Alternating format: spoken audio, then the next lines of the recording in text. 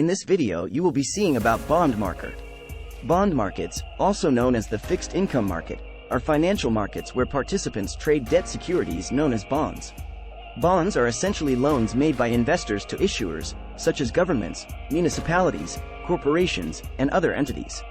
These bonds represent a promise by the issuer to repay the principal amount borrowed, known as the face value or par value, at a specified future date, called the maturity date, along with periodic interest payments. Here are some key aspects of bond markets. Bond types.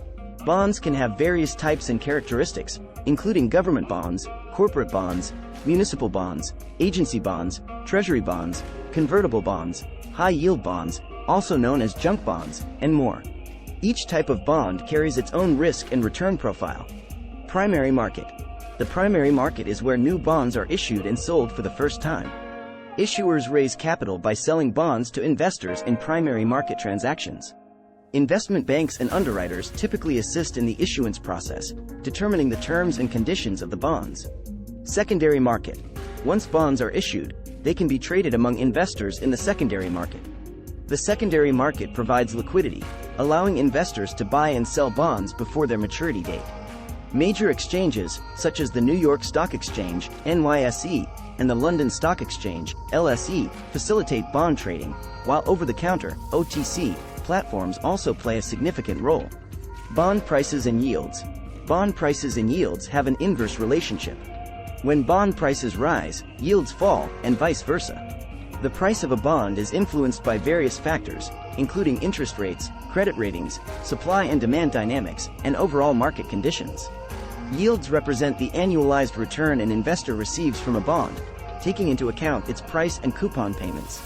Coupon payments. Bonds typically pay periodic interest payments to bondholders, known as coupon payments. The coupon rate is the fixed percentage of the bond's face value that determines the amount of interest paid. For example, a bond with a $1,000 face value and a 5% coupon rate would pay $50 in annual interest. Maturity.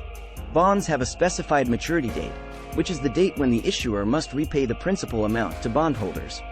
Maturities can range from short-term, less than a year, to long-term, up to several decades. Bonds with longer maturities generally offer higher yields to compensate investors for the extended period of time their capital is tied up. Credit ratings. Credit rating agencies assess the creditworthiness of bond issuers and assign ratings that reflect their opinion on the issuer's ability to meet its debt obligations.